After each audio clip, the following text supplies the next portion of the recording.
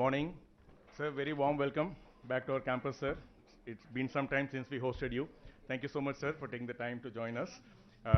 So request the dignitaries to please get on the dais. Thank you so much. So it's already there. So good morning, everybody. A very momentous occasion for us. Sir, if you remember 3 years back when Nivriti was here, we met with you, and that's where this whole center took kind of seed that day, and was announced a couple of months later. That was 19 December, and a lot has happened in the last 2 years, and 3 of the initiatives are being launched today. So we're all gathered here for that, and good morning, everybody. Very warm welcome. And to get the proceeding started, I request Professor P. J. Narayanan, our director, to welcome the gathering. Sir.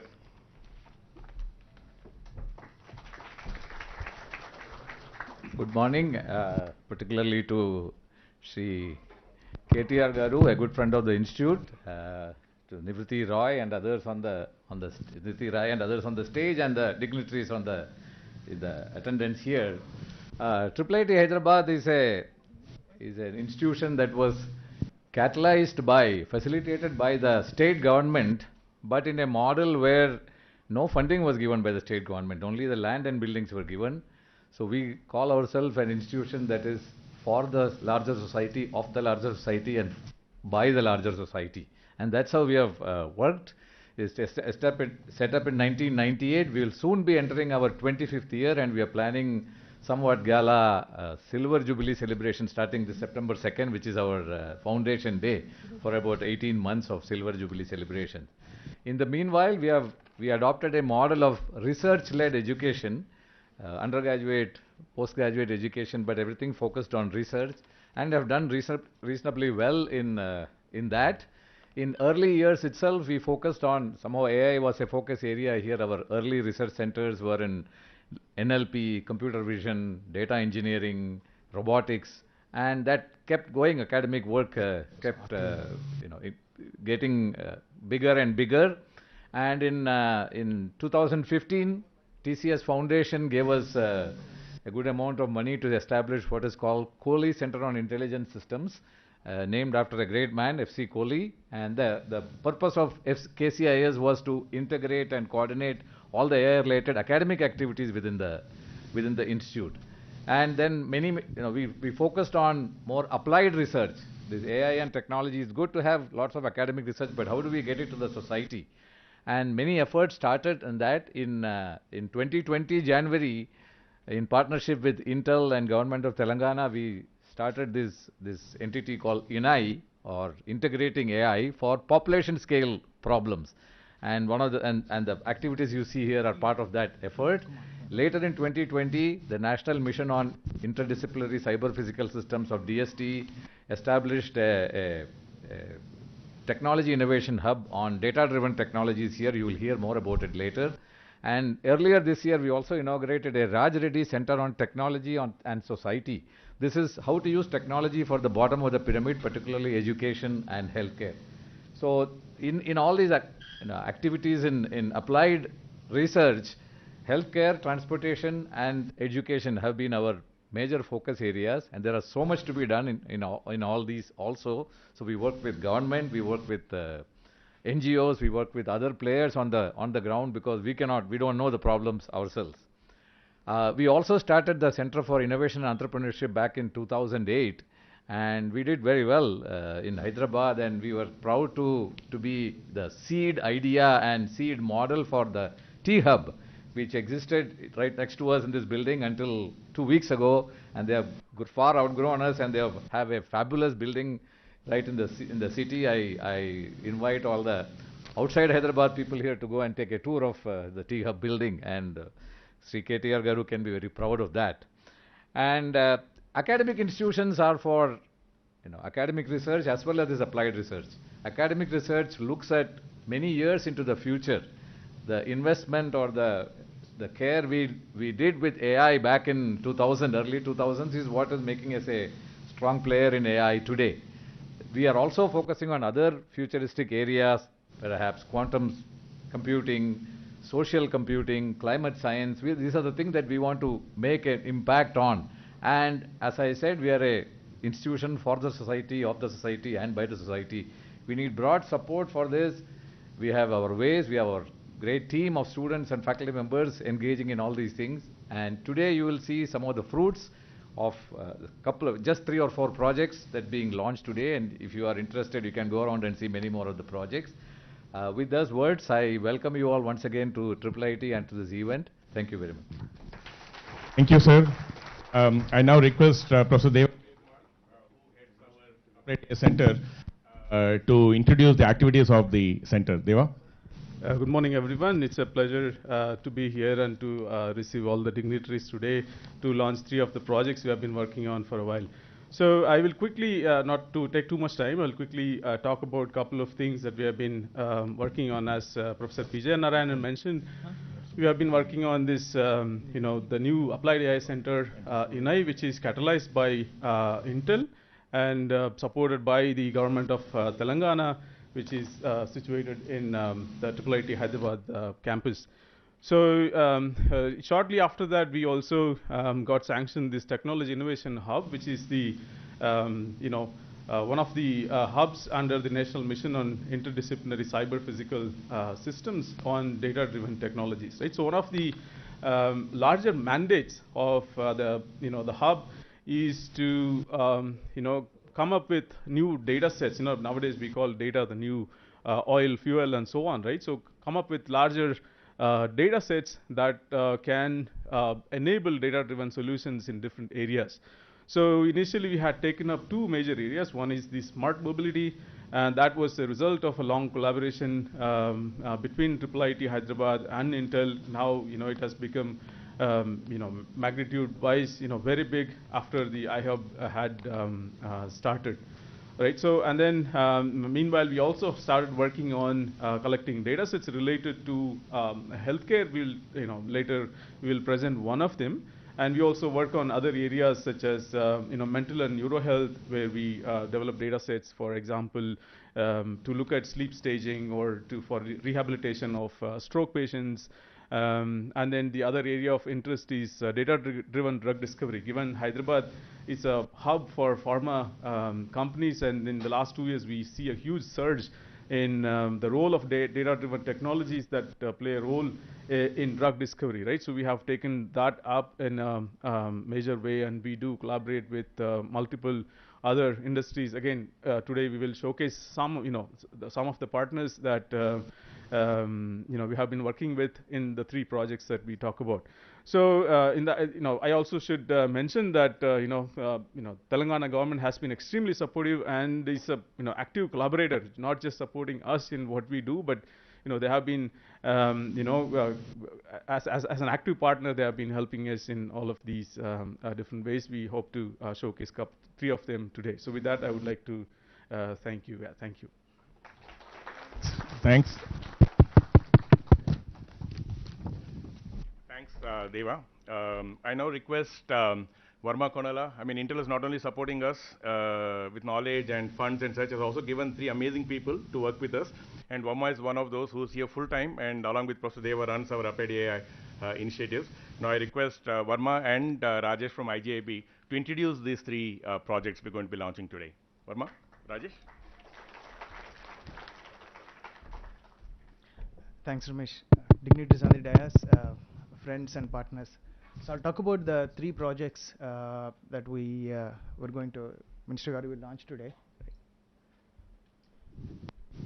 The first one, as PJN and Deva talked, right? The focus of applied AI research is on projects that actually have impact on the society, right? And one of our focus areas is mobility, right? So the first project is called iRaste, right?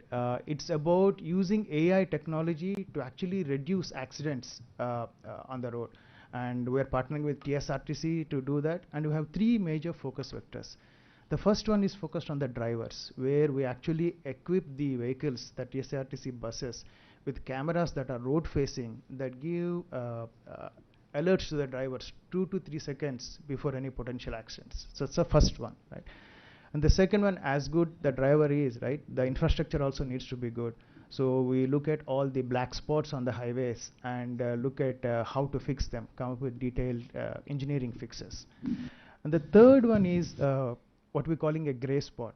The black spots are what, you analyze the last 3 years of data and see how many accidents have happened. So they're a lagging indicator of the accidents, right?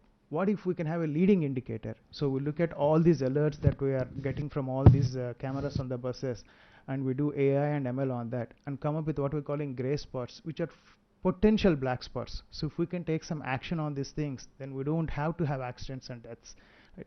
So these are the three major vectors on this project. And if you go to the next one. And also there's one more aspect that we're trying to do here, right? While the ADAS is focused on the road, we're also putting devices on some of the buses where there's a camera looking at the driver. We're doing driver monitoring for any drowsiness, right, or other distractions. So with the combination of these two things, right, we hope to have a lot more impact on the accident reduction. And one more thing we're doing in Telangana is focusing on highways. Right? If you see, our highways are only 5% of the network in India, but they contribute to 55% of the accidents. So what we're doing is we're equipping the buses that ply on the highways. Right? So if you see this map, so we already have 14 buses that are equipped. So this is a map of all the routes they have taken over the last 1 month. Right? So if you see, these are all the national highways and state highways.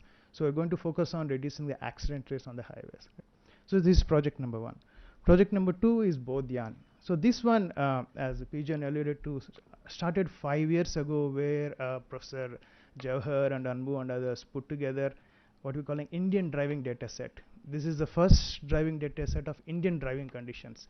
Until then, most of the driving data sets were of US, Europe, or Western world. So this has been very good since then. Over the past 5 years, they have put a lot of data sets out there. We have thousands of users out there. But those data sets are mostly based on simple cameras. Now we're going to extend it. So this Bodhyan platform will have not only just regular cameras, LiDAR, radar, and infrared cameras, so that the whole data set will have a lot more dimensions. And not only that, we're making this a platform so that other partners can take this and use their own sensors or use these sensors and do their own data sets. We've been having conversation with GHMC and others so that they can do their own data sets, right? For cleanliness detection automatically, pothole detection, multiple use cases. Right? Second project. Rajesh will talk about the microlabs project.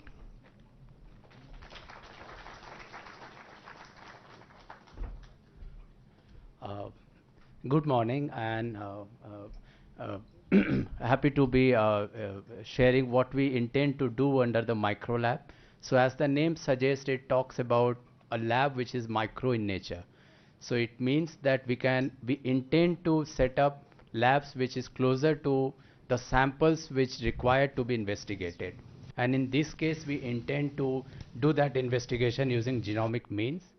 So what is the requirement for the day? What we understand in last 2.5 years, much more than before, and that is the importance of whether we can combine 3 P's in terms of putative severity, predicted severity, and whether we can do something which is preventive in nature.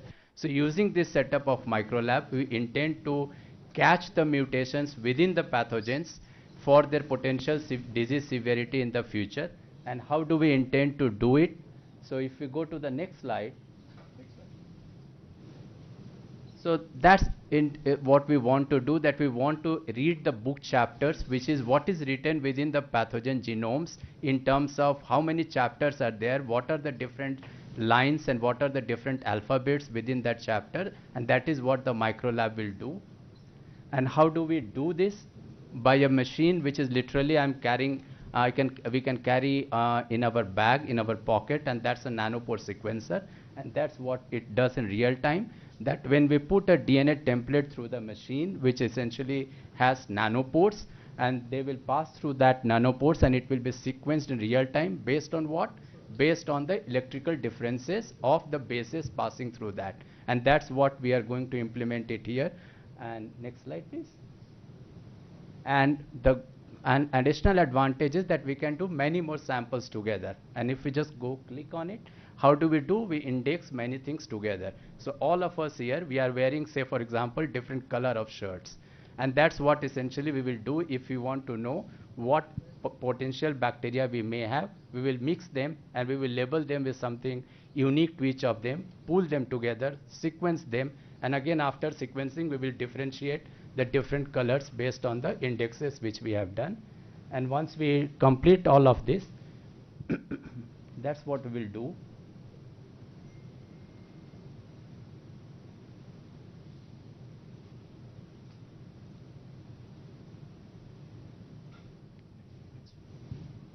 And that's where we intend to, it's a 3-year roadmap where we will use the genomic surveillance to first detect and then develop it into diagnostic regions of the pathogen genome, which will be used for preventive and diagnostic purposes, that whether if an individual has particular mutations or a particular pathogen, how do we identify or catch those individuals which may have a severe form of the disease at later point of time. And that's where we intend to be over a course of next 3 years. Thank you.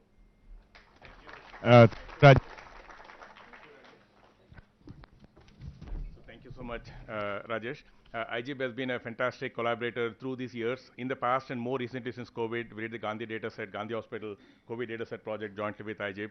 And since then some more, and now we are launching yet another project. So request Dr. Hemant Gautam, Director of IGB, to share his thoughts. Good morning, sir.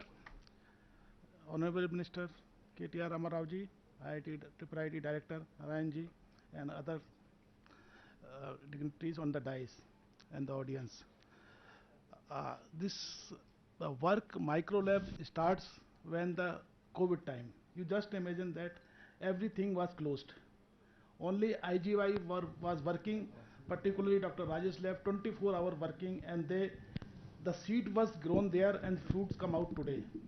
So for this, I thanks to Telangana government and IIIT who believe us the technology, what we can do. So the technology we have developed during the COVID time is a time consuming, very quick methods to identify the bacteria, virus, any places. So sir, this will help you for your agriculture department, for your health department, anywhere, any microbes comes. If unable to identify this technology, we can identify within 6 hours. We can tell which antibiotics, what is the things, what is the new one. So this is the application. Same application you can apply for the agriculture also.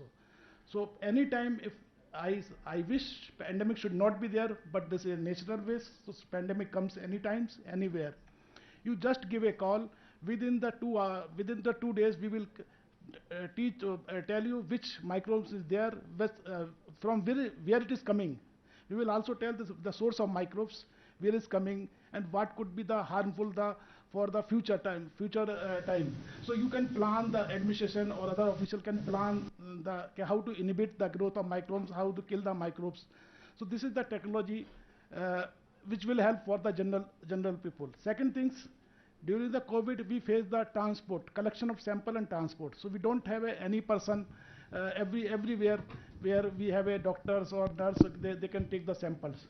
So for this technology, you can take everything with 2 or 3 or people, go to the particular village, collect the samples, do data analysis there.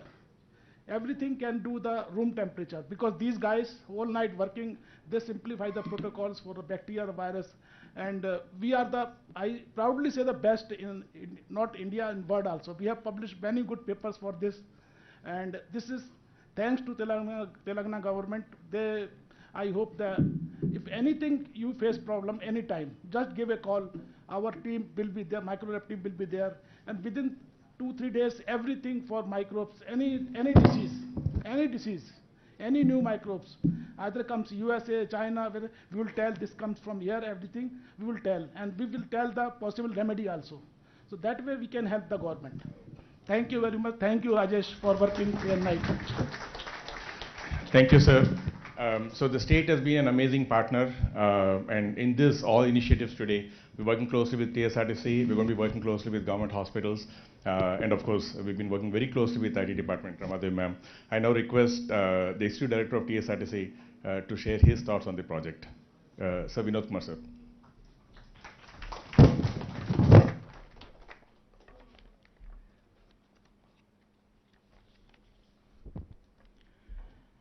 Respected Minister for IT, KT Ramarao Garu, and other dignitaries on the dais.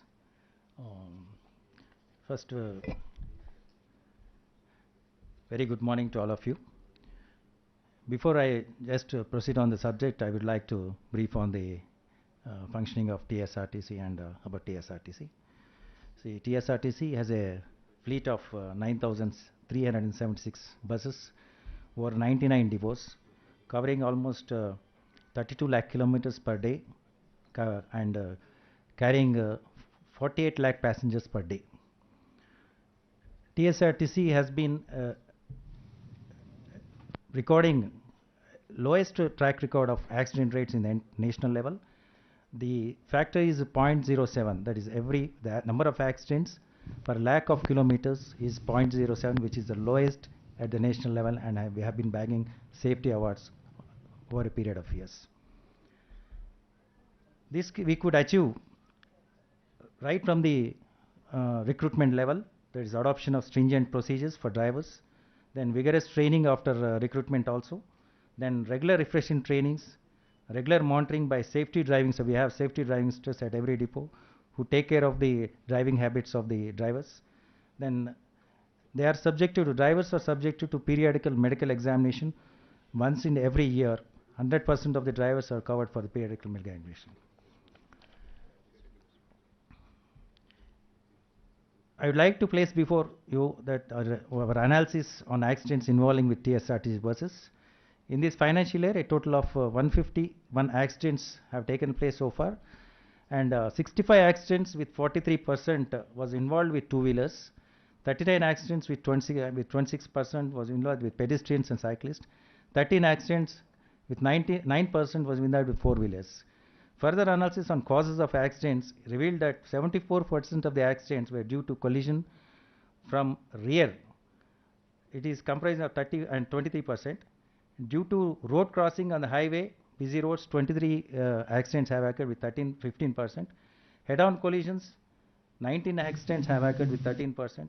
And overtaking the buses or other vehicles, 18 accidents with 12%. And wrong side driving also, almost 16 accidents have taken place with 11% of the total accidents. The accidents eventually result in loss of innocent lives of passengers, other road users, and sometimes even the drivers of the bus.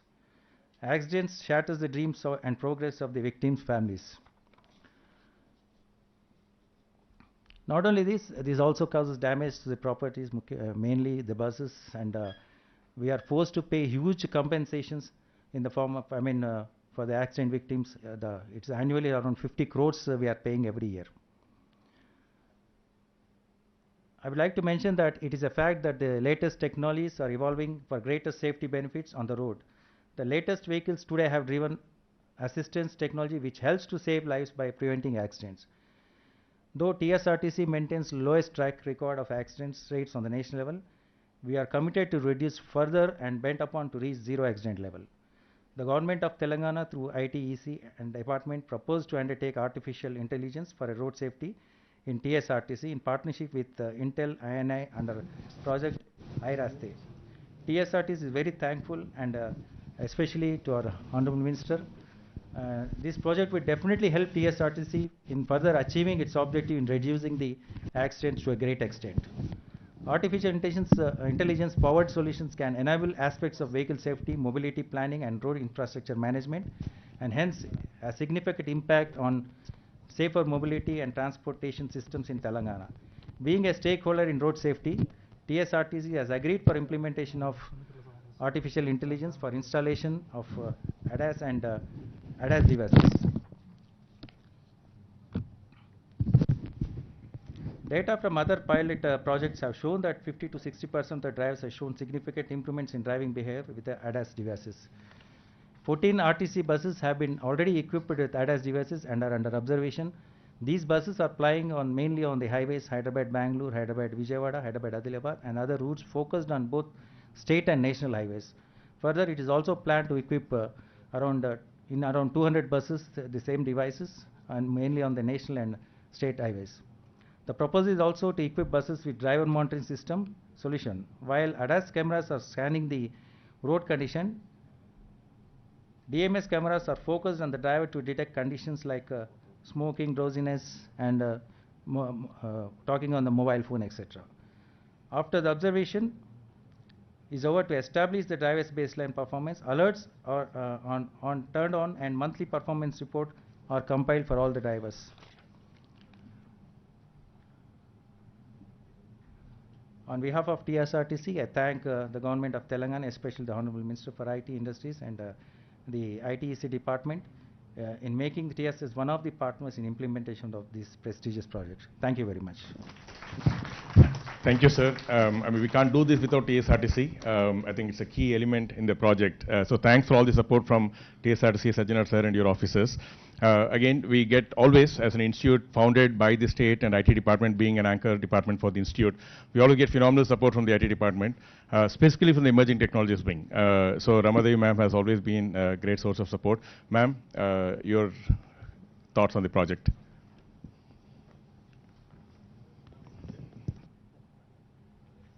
You can talk from there if you want.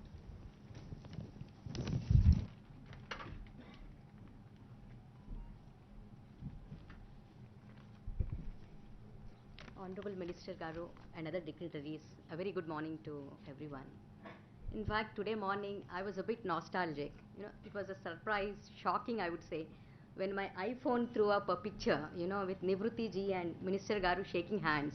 And that picture was taken 3 years back in 2020, 2.5 years back, 2020, Jan 2nd, when our Honorable Minister launched the year of AI. So that was really, powered by AI. It was really surprising as well as, shocking. Like, how did, Google or whatever that software knew that today both of you are meeting and we are having this, launch event. Well, that happened in 2020, that year of AI. Which was attended by the industry, academia, and foundations. It was a spectacular gathering, Nivruti ji and PJ and Garu were also there. The entire ecosystem was there, and they, offered the support and solidarity for our AI journey. Well, since then, we have made significant strides under the leadership of our Principal Secretary, Jayesh Ranjan Garu, who could not make it today. Though COVID had its impact, on our initiatives, but nevertheless, there were some very good initiatives that we have undertaken. And this was possible because of the rich pool of partners that we have, Intel, IIIT Hyderabad, IIT Hyderabad, World Economic Forum, UNDP, and so on, many more. Well, we undertake a broad spectrum of initiatives covering the entire ecosystem. So from project implementation to, we are deploying solutions in the agriculture sector that improves the yield for our farmers. We are actually sourcing solutions to grand challenges that will preserve our ecosystem, the endangered species, improving our climate conditions. We are also skilling our youth through various programs through our organization called TASK. We are at the same time, and most importantly, the RevUp Accelerator we have set up in partnership with NASSCOM, which has about 80 cohort of AI startups. Well, it's a broad spectrum of initiatives that we are undertaken. While we are working on these initiatives, we are also laying the foundation for AI. Again, as many of you know, data is the oil, data is the new currency, the core of AI. We are actually creating data sets about 15 critical data sets in agriculture that will be made available over a data exchange platform that we are actually setting up, which will be available to all the researchers, startups, companies that are developing solutions, anybody, It's just not the government data sets that will be available over the data exchange platform, but also anybody, startups, or it could be research institutes, anybody can host their data. It's something like a stock exchange, where people can exchange data over that platform. It's a very, it could be a game changer for the AI ecosystem. While we are all doing these various initiatives, but today's launch is very special to us because the projects that are unveiled here are very unique in the sense they're population scale projects that can be replicated or implemented, across the country. And also it's supported by consortium of like-minded partners, that are present here today. IRASTE, again, I thank all the partners who have been supporting the IRASTE project, especially Sajjanar sir with his entire team. They've actually offered the support. Uber for generously contributing to this project. Mr. Siraj is here representing Uber. Thanks to IIT Hyderabad again for making this out. And special thanks to Varma and Rushita who have been working, on ground, putting everything together. So give them a big hands up. Well, this is an important milestone to us in our AI journey. In our AI journey, we should further accelerate our pace of AI journey. Thanks to one and all. Thank you, ma'am. Sir, so just in the last month, or last 2 months, we had the privilege to host Sajjanar sir and his whole team for a brainstorming meeting. Just a week ago, Sri Dana Kishore and some of the senior officers from Water Supply Board were here for a meeting. And a few months back, Commissioner Stephen Ravindra sir and his team were here for brainstorming meeting. That was on how can we use cameras on the roads, AI powered solutions for effective policing. With Water Supply Board, we are talking about setting up a water center of excellence to help to see how can instruments and models help with the whole water situation. No, that is hers is more around lakes, sir. These are measuring water, so that's proceeding as well. And of course, Ajana sir was here with his whole team. This one project, we're looking at more also with him. And of course, Ramadevi ma'am has been in the middle of all of these conversations, anchoring this. We are very excited about many of these threads, sir. We hope to see some good results and outcomes come in the coming months and years. So thanks again for all the support, Ramadevi ma'am. Now, of course, Ramadevi ma'am referred to Uber. Uber has been again a great support and also funded the project, which is very important. So request the Uber head of safety, Suraj, to please share his thoughts.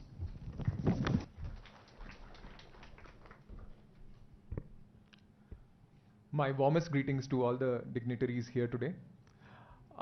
It is truly an honor to be here today with the Honorable Minister and this illustrious consortium of industry, academia, and research institutes who have pioneered the adoption of digital technologies, accelerating India's commitment to road safety. We at Uber are privileged to partner on this cutting-edge project, which will further enhance road safety in Telangana and also be another step forward towards the Government of India's vision of achieving 50% reduction in road safety fatalities on Indian roads by 2030. The project will also provide momentum to states across the country for further technological interventions on road safety.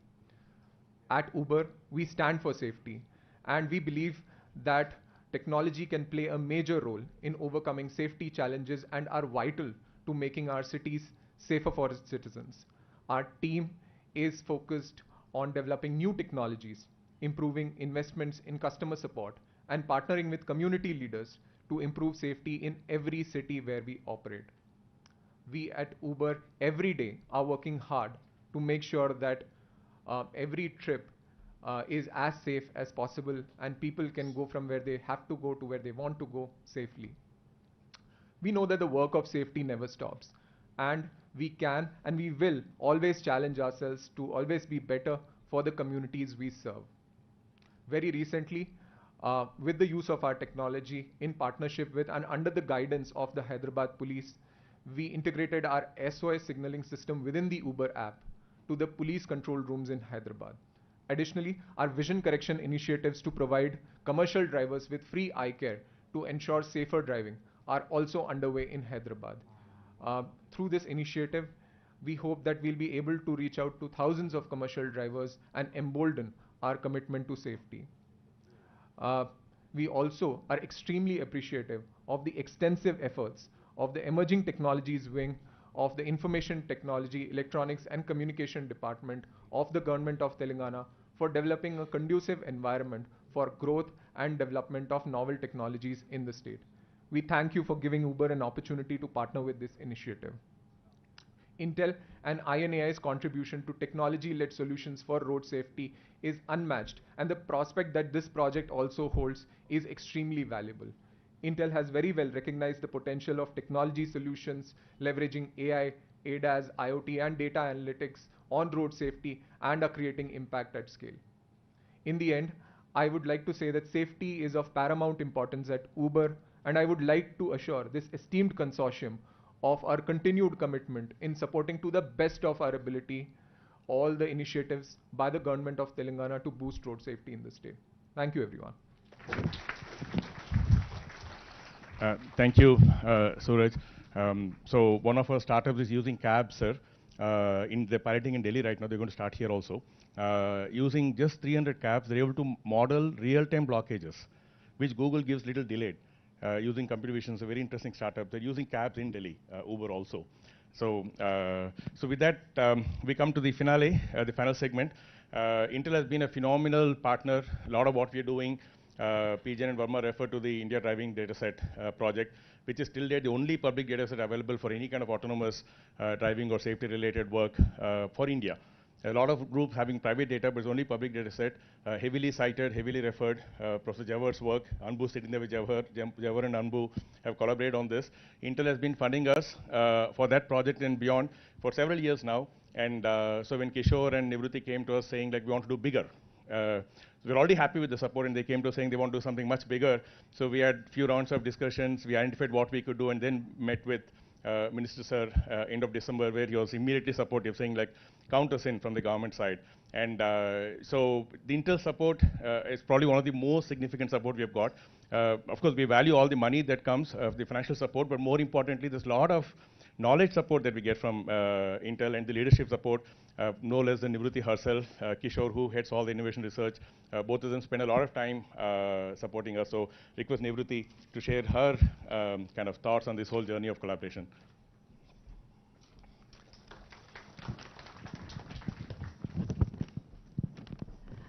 Very good morning, everyone. Really honored to be here and share the journey we've had with you over the last so many years. So, Honorable Minister, all my dignitaries and friends on the stage, as well as all of you attendees, I must tell you our journey began 5 years ago. We started working on what's called India Driving Dataset, and it was a small group of people, us, along with Professor PJN and Professor Jawhar. And I must tell you that since then, my engagement with IIIT Hyderabad has been phenomenal. I can tell you they run at the speed of Intel or even faster. No longer, thank you. I'll tell you, there were times when people will say, oh, government is so slow, you know, government is like a dead weight on my neck. They'll say, academicians are 5 saal mein dekhenge, 10 saal mein hoga, you know, things like that. Professor Jawahar and PJN are not like that. They run fast with us. With that India Driving data set, we've had thousands of researchers leveraging. And you know, just for a little correction based on what you heard is, it's not just Indian researchers who are counting on this open driving data set, it's global. So we're creating global value. Yes, data is oil, yes, data is, but this is the value we are seeing, you know, happen around the world as well as in India. So this happened 5 years ago. 3 years ago, we established our design center in Hyderabad, and we are leveraging that. We have, you know, Verma, who's, you know, fully here working on this applied AI research center. So 3 years ago, we established our design data centers, and then subsequently, we established the first and only of its kind applied AI research center, which we call IIIT. Thanks to Professor PJN and all our partners who enable this.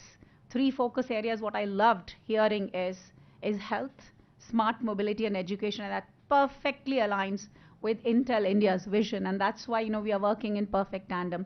Sometimes I even forget, is this an IIIT resource, an Intel resource, a IIIT Hyderabad resource? We work that much in tandem. We are each other's extended team. Professor PJN and I were just talking, we were talking about semiconductors, and it's wonderful to see his thinking, how he's aligned with, you know, what India's semiconductor plan should be, and I really am going to count on him to help me with that. So this was our journey so far. I'm really happy to tell you that over the last few years, as Intel and many partners have done a few pilots across 4 states, Telangana being one of them, and we realized that with those kind of pilots, we saw 40 to 75% collision reduction on the roads.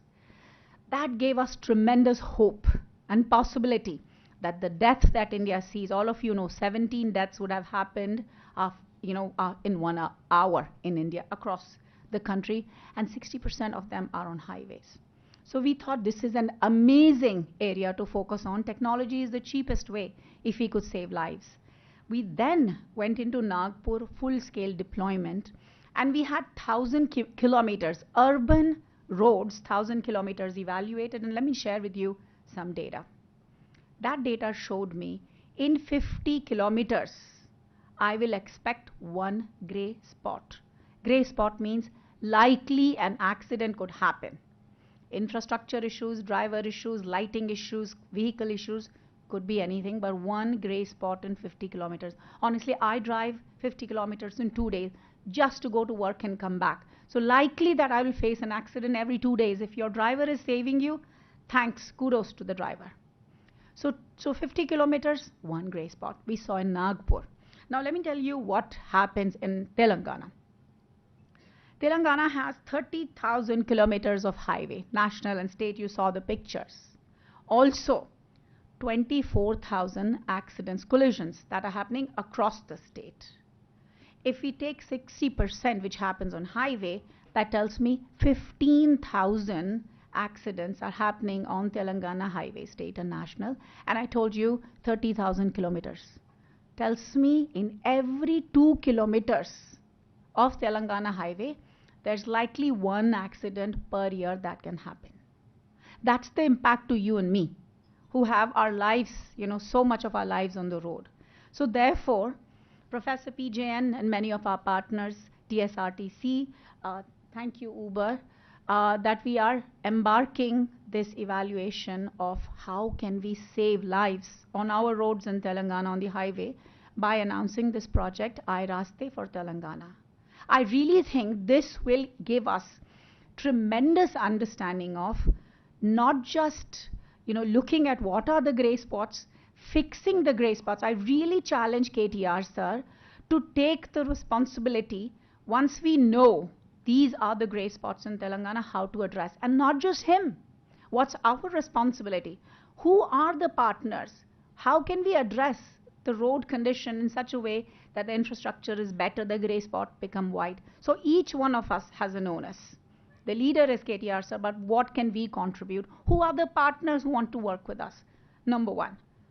Number two, so we all are excited about Mangal Gyan and the landing and this or that, or not landing, whatever. I'm really excited about life on this earth. I'm really excited about how can we address the challenges we are seeing every day. 2 days, I save myself out of a gray spot. If I were to count on the Nagpur data, which I believe Nagpur has much better roads, Bangalore has much worse, so we have to fix all of those. Both Gyan, both is intelligence, whether it comes artificially or naturally. Both Gyan is a car platform, much more improved than what we've used so far, because it has night vision capabilities through LiDARs, radars, back-facing cameras. So in addition to IDD, now with this both Gyan platform, we'll have tremendous amount of understanding of how to fix road issues, how to address collisions by giving our driver a warning, and also how to improve our vehicles with smart, ADAS, CAS-like algorithms. So both Gyan is a tremendous platform that we are going to be working on. Lastly, all of us, I was so happy to see PJN live in front of me rather than, digital image. We've all had our challenges with the COVID. Many of us have scars on our soul because we lost so many of our family members. Technology for health, in my view, is the best implementation. Technology for life, whether it's saving people on the roads, young people dying, or addressing all of these viral mutations. COVID is just one of them. Do you know that we have only identified 5,000 viruses, and there are hundreds of thousands of viruses, all over the world, and maybe outside of the world also. So it is always essential to keep, yourself looking out. And I think technology is, again, I call it, technology is the cheapest way to help our lives. And therefore, we have what is called genomic surveillance, leveraging technology in partnership with our health expertise. And I really look at Telangana to be the leader in this space. So these are the 3 launches we are making today, counting on your strength, whichever way it comes, to partner with us and translate into value for us, our lives, and our children's lives. Thank you. Thank you, Nivruti. I'm sure we'll see a lot more happening in the coming years. So with that, we are now ready for the launch. I request all the dignitaries on stage to join Minister Sir for the launch. We're going to do an electronic launch, sir. So we're given the rain and everything.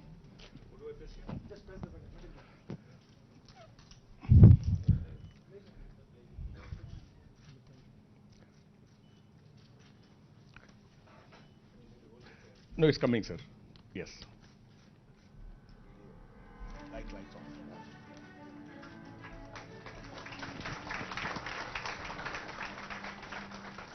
India has one of the largest road networks in the world and is emerging as the fastest growing network. With more vehicles on road, safety is now crucial than ever before and is a major developmental issue and public health concern. To help address this, the Government of India is aiming for a 50% reduction in road fatalities by 2025. Artificial intelligence will act as a force multiplier to transform road safety engineering and prevent accidents before they happen. Project IIIT Telangana is a unique partnership of industry, academia and the government and is initiated by Government of Telangana, TSRTC, INAI, IIHub, IIIT Hyderabad, Uber and Intel. Project IIIT brings in a holistic safe systems approach to aspects of vehicle safety, mobility analysis, infrastructure safety.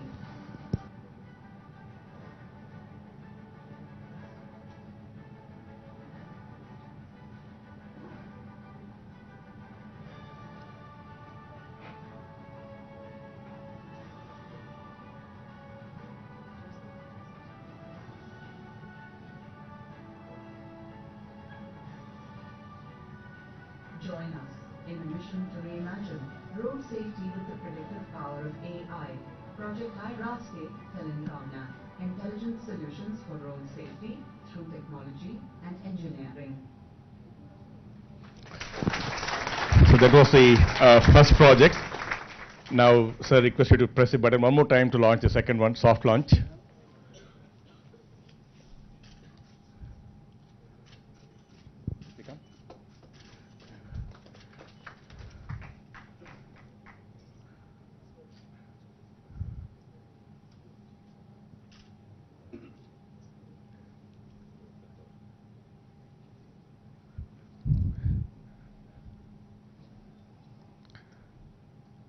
So there's a car, sir. We have it outside. We didn't want to go in the rain, but maybe we can just drop by just before you leave. So that's the data collection platform, sir, that Nivruti was referring to. The third one is physical. So we're unveiling the plaque. The lab is in another room, other building. So we're just going to unveil the plaque, sir. Please, if you can.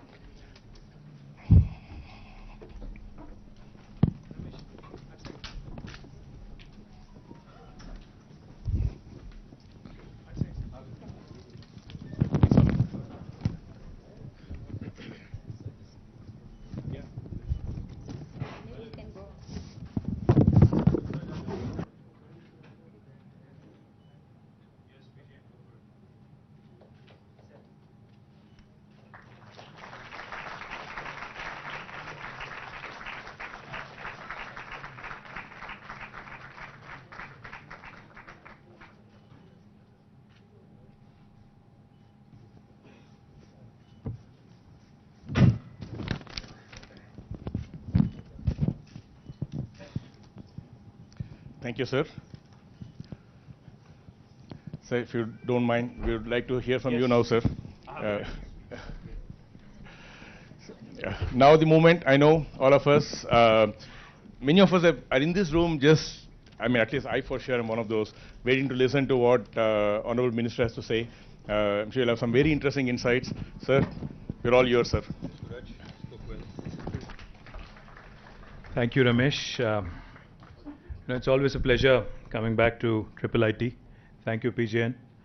I've been coming here for the last 8 years, and PJN doesn't invite me anymore. I also have to tell you.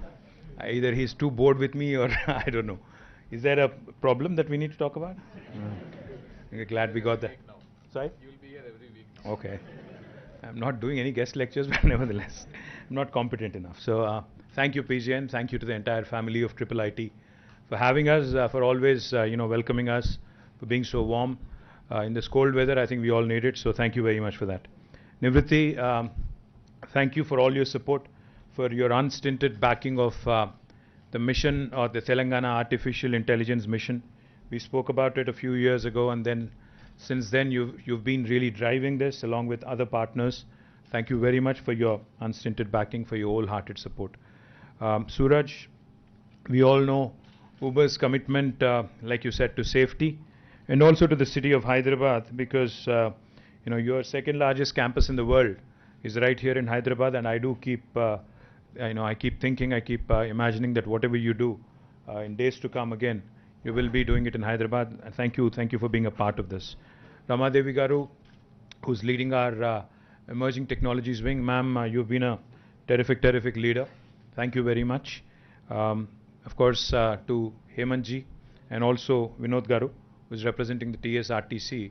I thank them also for their support and for their backing. Now, one thing that I'm reminded of today, when I listen in to all the amazing things that technology can help us with, is what Honorable Chief Minister keeps telling us. Each and every time, either myself or Jayesh or one of us tells him about this fancy new technology that's in town, or fancy new technology that is around the corner, he always has only one question.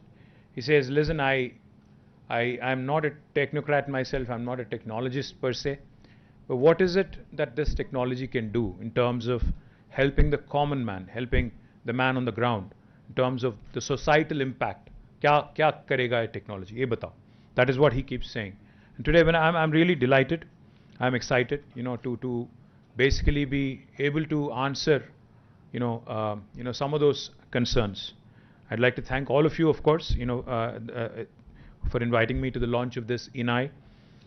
The applied research being undertaken by IIIT is certainly helpful for not just Telangana, but for the entire country as well. And also, of course, to keep Telangana in the center, and to keep, to ensure that Telangana remains the epicenter of these efforts. I would, of course, congratulate IIIT on, PJN was just joking. He was saying a lot of people confuse the names, IIIT and IIT. Which one of us should be taking it as an insult or a compliment, is what he said. I think you should take it as a huge compliment, PJN, because Indian Institute of Technology, was conceptualized as a premier institute. The fact that IIIT Hyderabad today is rated much above many IITs in India is a great compliment. And I could hear the pain in your voice when you said we are self-sustaining. And I could also hear the pain when you said the government only gave me land, nothing else. I promise you one thing, he was just whispering in my ear that he needs some support for quantum computing labs that he's setting up. We will support you fully. I will assure you. I will ensure that you get that money that you require to do a nice quantum computing facility right here. And when Nivriti was mentioning, that ये government है, धीरे होता है काम, she was talking about Karnataka government, not us. Trust me, that's the government, that's the city that she lives in. So she was talking about them, not us, right? Haan, sahi. Because I also was listening in very carefully when she said road safety and all. She said Nagpur mein roads theek hai, Bangalore mein worse hai. She didn't mention Hyderabad, so I'm guessing we are somewhere in between. Right, Nivriti? Somewhere in between, pakka. So all in all, I think what I really liked about what was mentioned earlier is how technology can be used, leveraged to save lives. Essentially, that's what it's about. I mean, save lives, improving standards of living, improving our urban infrastructure, improving our road safety, ensuring that we do things right. I mean, ensuring governments improve their standards of functioning, so to speak. And as we all know, Gartner's 2022 CEO survey also indicates that AI is the top priority for business leaders for the third year in a row. In fact, back in 2020, when Government of Telangana had declared 2020 as a year of AI, little did we know that COVID was lurking around the corner. But we had a very ambitious agenda. But nevertheless, in fact, we went through the whole year doing multiple AI events, and Intel was, of course, a key part of many of those events. So AI and how it can be leveraged for the benefit of each and every person in the society. It could be a farmer, it could be a technologist, it could be a doctor, it could be somebody else. Everybody, in fact, can use AI, and in fact, COVID has also shown us that AI and the power of AI and how it can really help even the governments is something that we have truly appreciated over the last couple of years. Since AI acts as a new factor of production, Niti Aayog estimates that AI is expected to raise India's annual GVA growth rate by 1.3%, resulting in an addition of almost $957 billion to India's economy by 2035, which is 15% higher gross value added, which is GVA is obviously, as many of you would know, is a very close approximation of GDP. So almost 957 billion being added. You know, we keep hearing about the 5 trillion economy. I think 957 billion coming in from the power of AI is a huge, huge potential for India to latch on. And every state in India, irrespective of what our challenges are, has to latch on to this opportunity, has to ensure, as Nivriti was pointing out, has to aspire to be the leader in terms of adoption of these technologies. Realizing this economic potential of AI, Telangana became the first state to initiate a focused effort with the launch of AI framework in 2020. Under this framework, we've launched number of programs, and we've been playing an active role and have been playing the role of an enabler for the AI ecosystem. We had set up the Telangana AI mission called as a TAIM, a dedicated institution in partnership with NASSCOM to drive all AI initiatives in the state. In fact, Nivriti is also a member of TAIM, which is a governing council, and has been offering strategic leadership as well. A very important initiative of TAIM has been the RevUp Accelerator, which is currently supporting 80 plus MVP stage AI startups in a bid to generate unicorns over the coming years. Since availability of skilled manpower is critical to the growth of AI ecosystem, government has also taken up skilling programs for students and faculties. AI, ML, deep learning, etc. All of these are being done in association with corporations like IBM, Intel, Microsoft, and NASSCOM Future Skills. Over the past couple of years, around 25,000 plus students and 4,500 plus faculties have been trained in such programs anchored by Telangana Academy for Skills and Knowledge, TASK, which is a government entity. Now, the government is also further ambitious this year and seeks to train at least 100,000 youth in high school in foundation AI courses, and would be glad to partner with Intel under its AI for Youth program.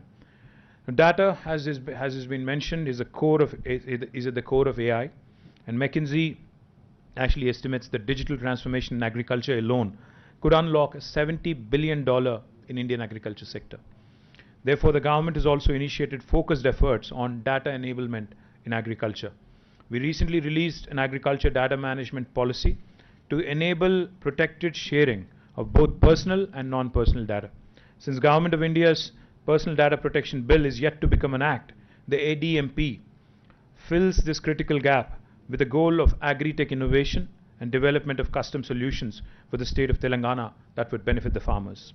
We have also initiated the development of an agricultural data exchange, which could be a game changer, that allows the easy and protected and secure sharing of all agri-related data, duly taking the consent of the data owners.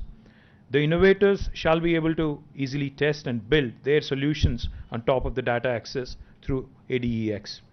Let me just give you a fascinating example of what data can do.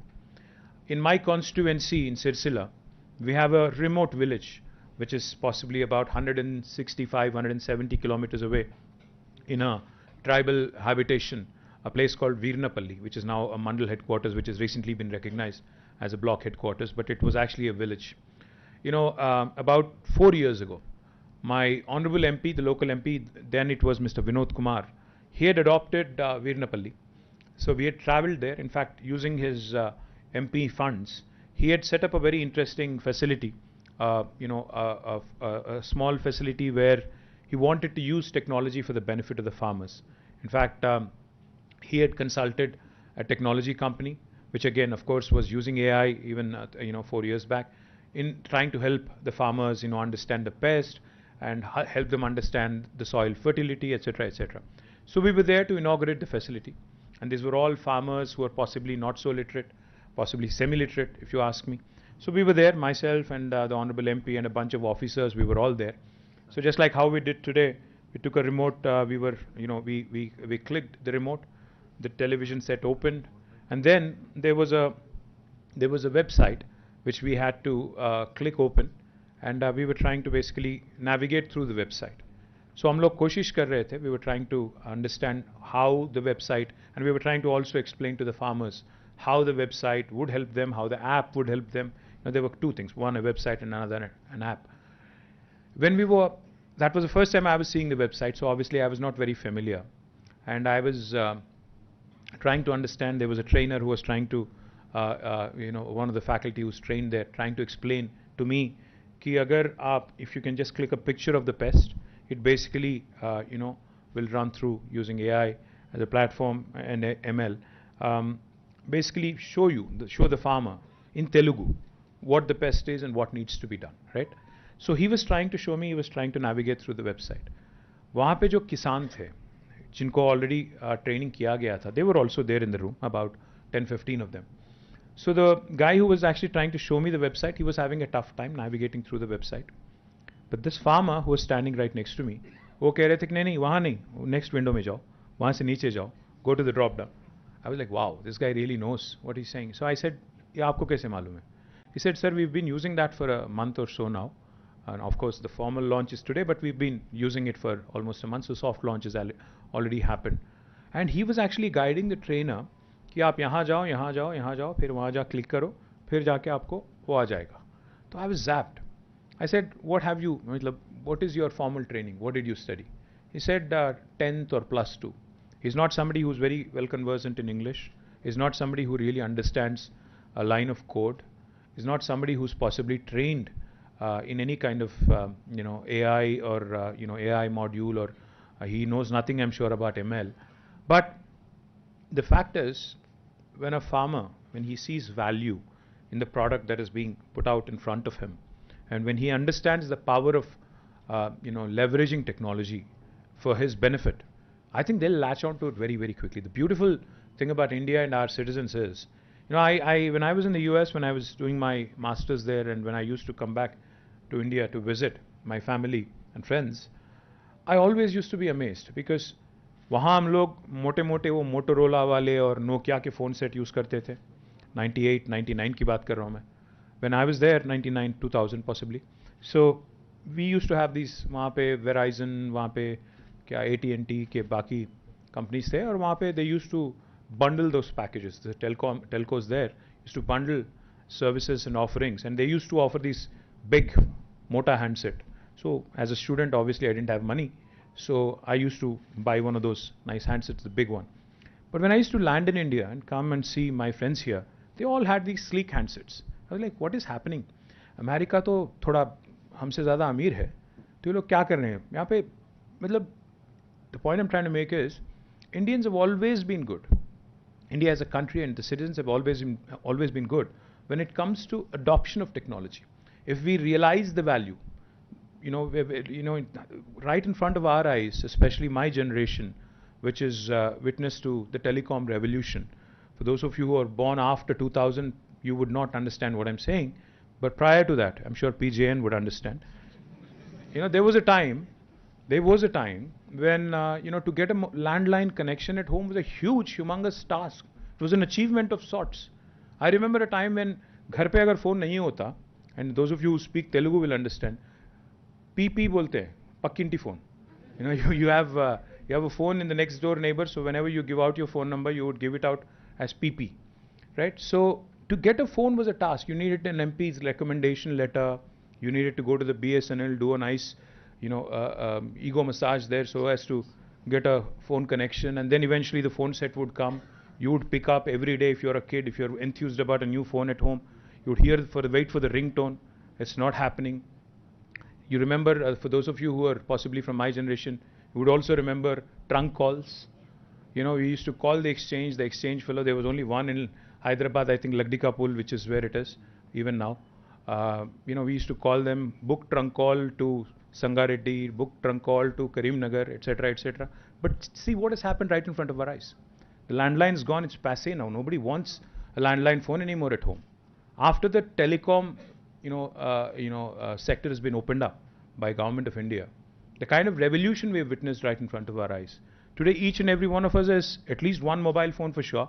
Some of us have two, some of us have three. You know, Pegasus and other things, do take a toll.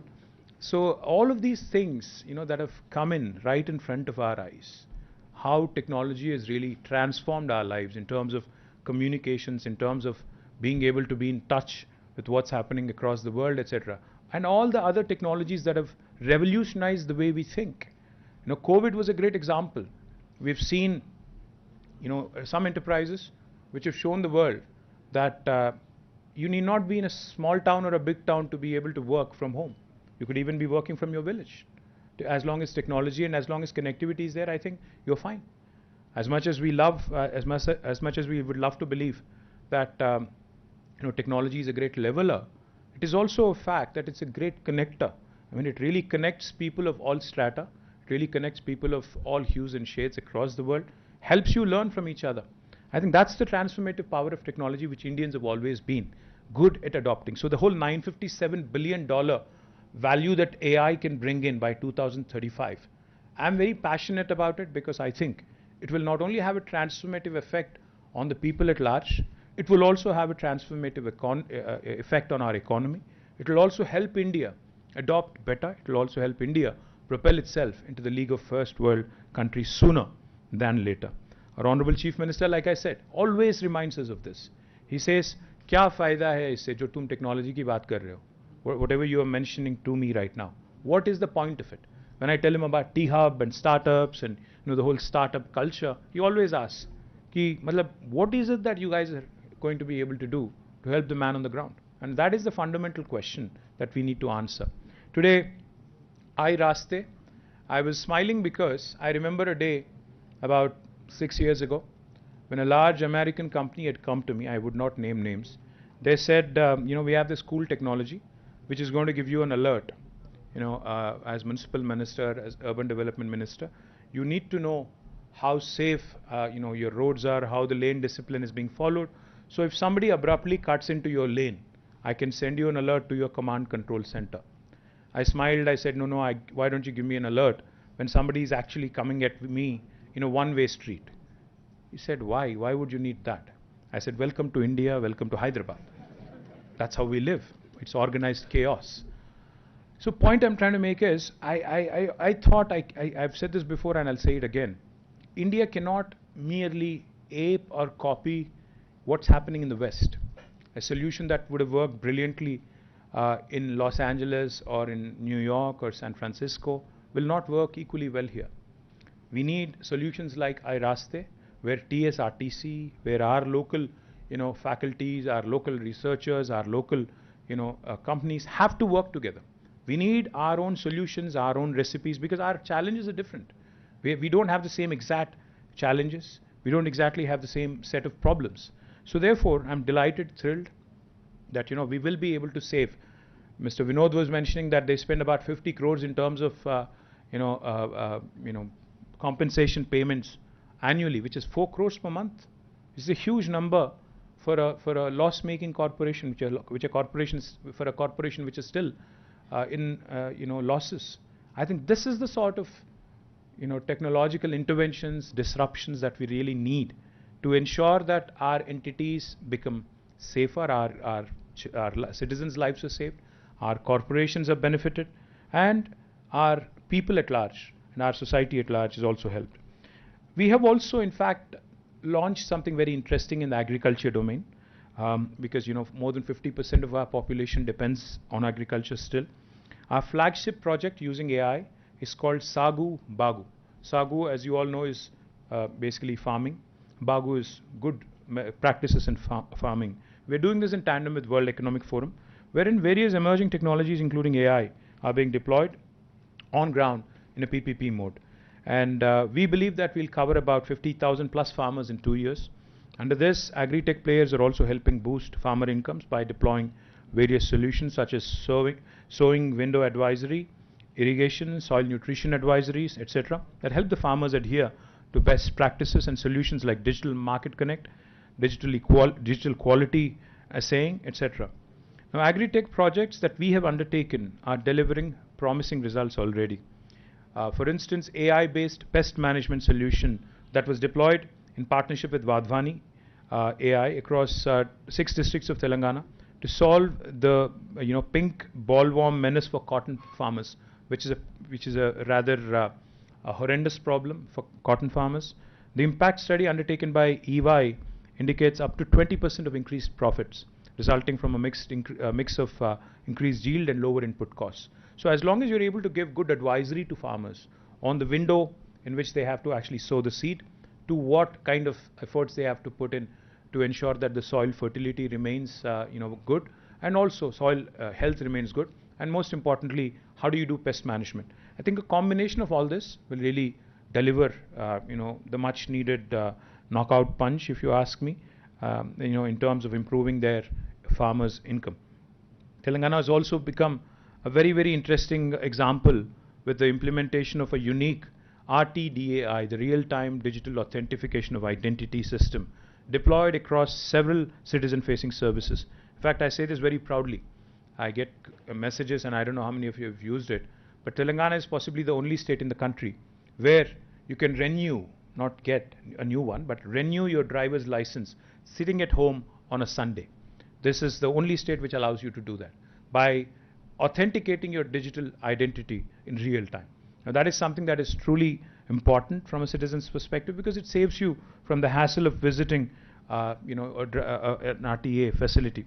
In 21-22, about 1,20,000, which is about 40% of our pensioners, availed the life certificate through RTDAI, and 90,000 citizens availed the services of transport department through RTDAI. Now, what has a pensioner got to do with this? A pensioner has to submit, to avail pension continuously. Every year you have to basically go to an office, visit, and ensure that they understand that you need to receive pension and you need to receive your benefits going forward as well. Now, that at this point in time in Telangana can be done by using the RTDAI, the real-time digital authentication. Now, today, when I stand here, I'm glad to see that IIIT's projects are focused on building AI solutions for population scale. I think that's the most important point, because whatever solutions that we come out with, for a large country like India, unless they're scalable, unless they help the large majority of the population, it would just remain a lab experiment. The micro labs is a highly unique initiative that shall bring genomic surveillance for the communicable diseases to point of care. Therefore, to bring the lab to brings the lab to the people. In fact, when one of the speakers before me was mentioning that data-driven drug discovery is the order of the day, I think it was you, sir. I have to tell you, Novartis, which is one of the largest pharma companies in the world, has about 9,000 people in Hyderabad, and they do precisely that. They do digital drug discovery. In fact, it's their second largest facility in the world. And they're not, in fact, they're right here in Raidurgam, very close to where you are.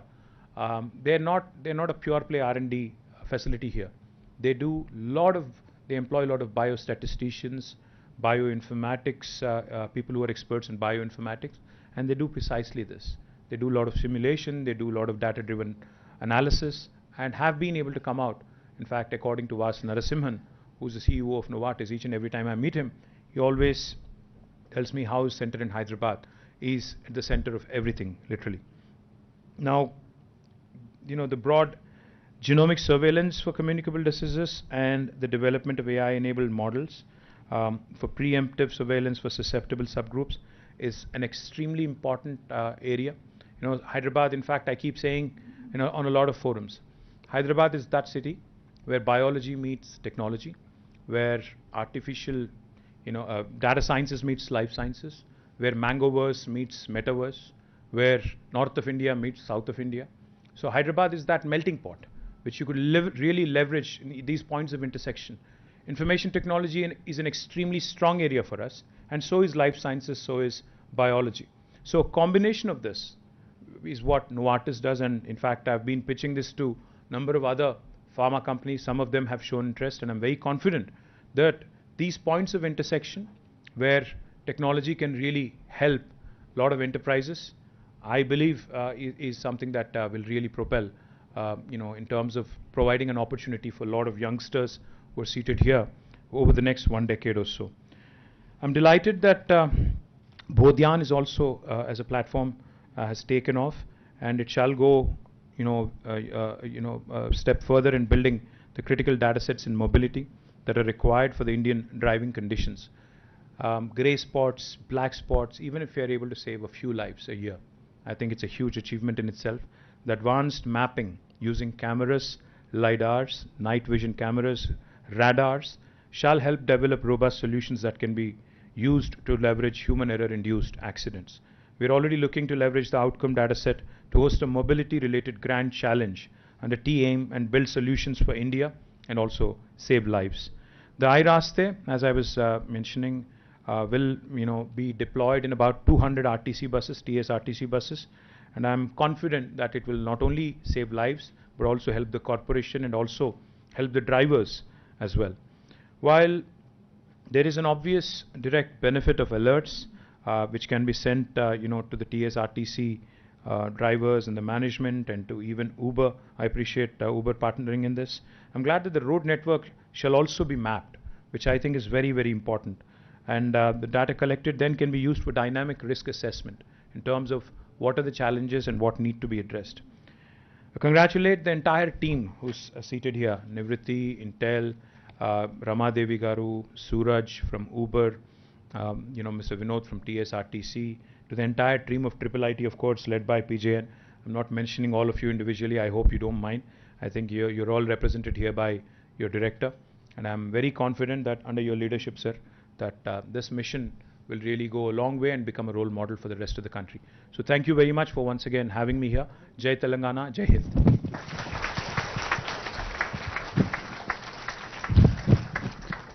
Thank you so much, sir. I think just your talk has given us a lot of ideas in terms of what we should be taking up in coming years, especially in Agri.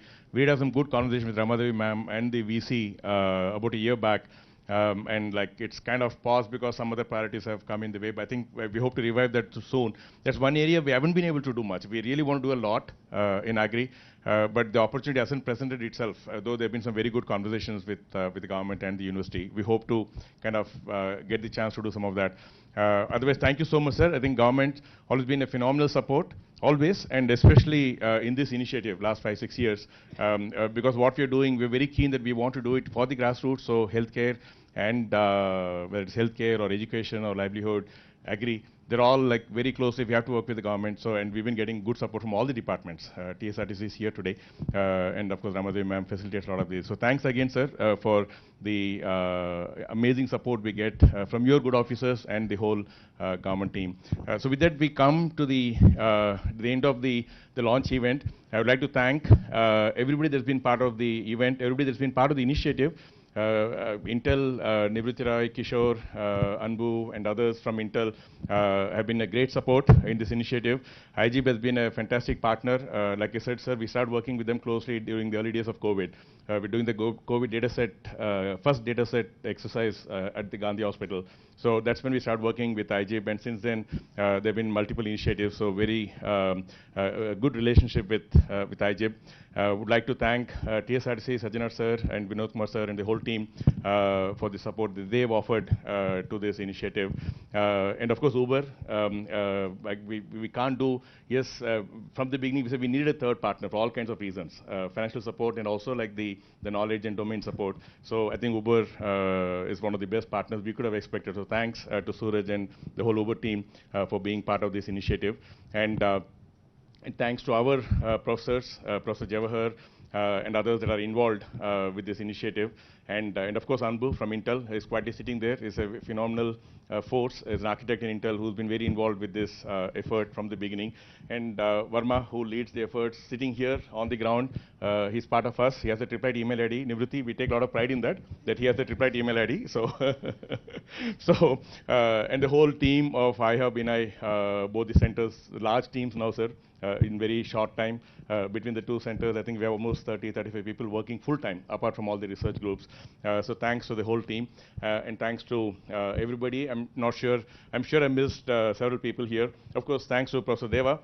Deva leads the effort academically, the whole large applied AI effort that we have.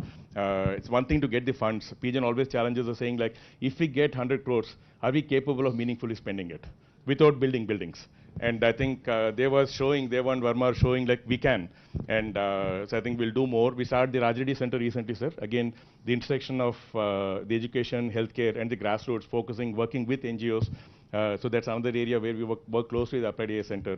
So good initiatives. Thank you so much. Thanks to everybody. Thanks to all our faculty, our staff, our students, our research centers for being there always. I think what we do is only because of all the research that happens. So thanks everyone. Thank you. There are some refreshments on the back side. And sir, if you have a few more minutes, we would just like to show you the car as we head out. Thank you everyone. Thank you and have a great day.